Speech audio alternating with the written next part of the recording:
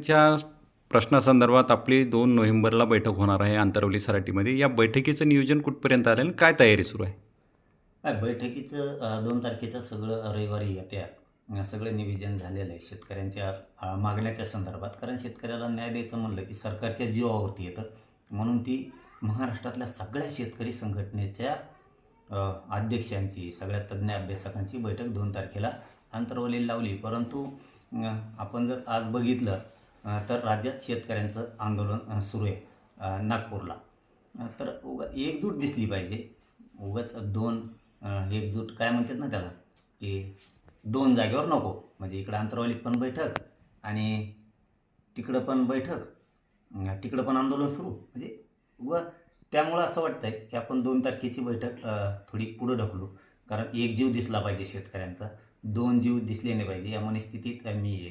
कारण आपण शेतकऱ्यांचे पोरं आहेत आणि शेतकऱ्यांचा विषय असल्याच्यानंतर कुठं आंदोलन सुरू असताना पुन्हा दुसरी बैठक करायची हे माझ्याच बुद्धीला मला पटत नाही आहे. म्हणून आपला शेतकरी आणि शेतकऱ्याचा एक जीव दिसला पाहिजे.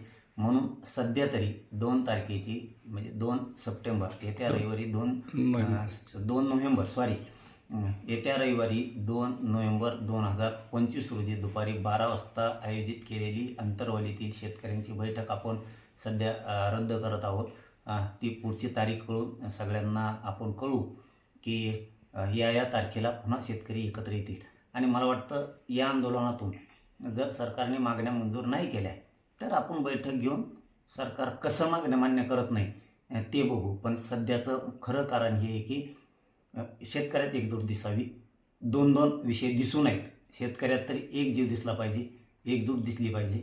ही माझी मनस्थिती आहे, हे माझे विचार आहेत की आपण 2 शेतकरी 2 गटात कधीही दिसू नये. शेतकरी हा एक जीवाचा दिसावा आणि तिकडं आंदोलन सुरू आणि इकडं बैठका सुरू. आमची अंतरवालीतली पण हे काय शोभण्यासारखं नाही आहे. म्हणून माझ्याच बुद्धीला ते पटलं नाही. म्हणून आपण ही बैठक 2 नोव्हेंबरची रद्द करत आहोत.